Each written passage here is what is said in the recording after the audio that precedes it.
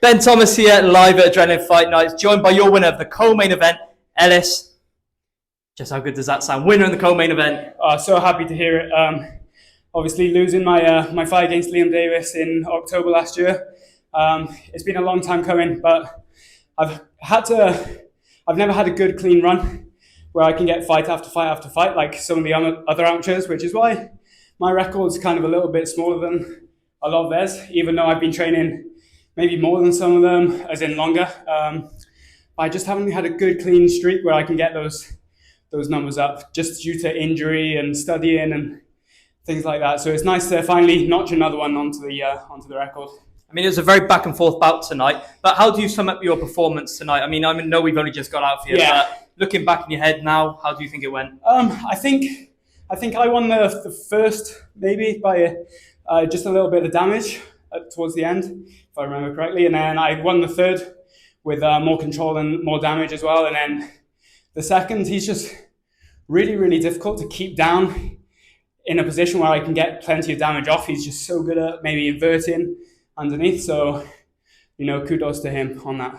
I mean, everyone knows Malakai's a very good striker, and I think we saw in glimpses just how good he was on the ground against Jack Evans recently. Yeah. Were you kind of impressed by just how good he was on the ground? Because, I mean, there are some manoeuvres where he kind of flipped you around and got on top. Were you impressed by him on the floor? Yeah, absolutely. It's he's got, I'd say, in terms of grappling, more of a jiu-jitsu style of grappling rather than an MMA style. In MMA, it's very wrestling heavy. You're wrestling to get up, or you're wrestling to keep someone down. And every time I took him down, rather than wrestling up, he was using a lot of jiu-jitsu, so inverting under the legs with K-guards and stuff like that. So it's something I've seen before, but wasn't expecting necessarily in an MMA fight.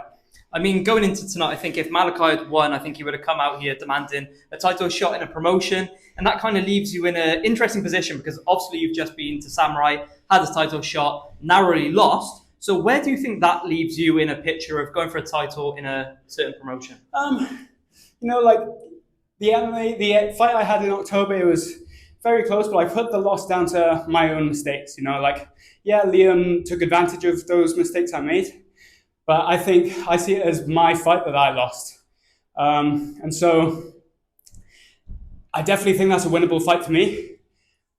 Definitely more so under pro rules. And that's kind of where I'm leaning more towards, just because the pro rule set suits me more. You've got 5-minute rounds, so you can take your time. The amateur 3-minute rounds, they're so high pace.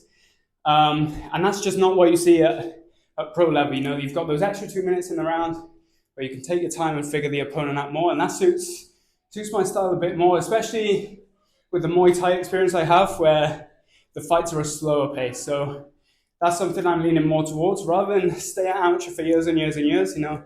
I've been training combat sports since I was 10. So 13 years, I think that's a good apprenticeship, you may say. So I feel pro is definitely the next stage for me.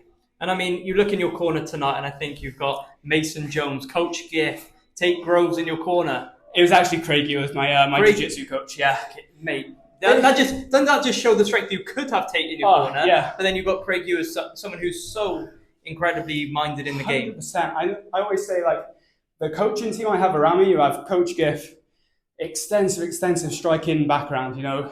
Competed plenty of times himself, been coaching for years. You got Craig Ewers, judo black belt, jiu-jitsu black belt, competes on Polaris, has competed in judo Commonwealth Games. And then my boxing coach, Gary Lockett, fought for the world championship in boxing. My strength conditioning coach, Sam Dodge, works in elite level professional sports. So, and then my nutritionist as well, Sean Aspinall, obviously working in the nutrition of those people. So my coaching team is the best you can find, I think. I do apologise to Craig. I am a short ass. I could not see over the crowd. I do apologise. No. I just knew the others would be in the corner. They look similar. But listen, midweek we were speaking, and you said you think you're flying under the radar. Do you still believe that comment now? I think people know who I am, but I don't get the respect I deserve. Sorry, my mouth's really, really dry.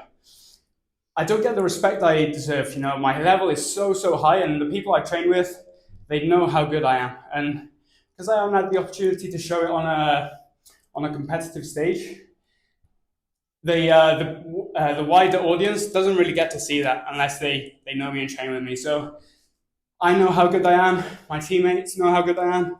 It's just a matter of time for the rest of the people to find out. Lovely. And finally, is there anyone you'd like to give a shout out to tonight? I've already mentioned all my coaches, my family, my mum, dad, sister, my girlfriend Shay, her family, loads of family and friends, my coaches obviously, and I'm going to start looking for sponsors as well, so give me a shout. There's a shout out. But listen, Ellis, absolute sensational tonight. Congratulations. Can't wait to see you back in there next time. Thank you.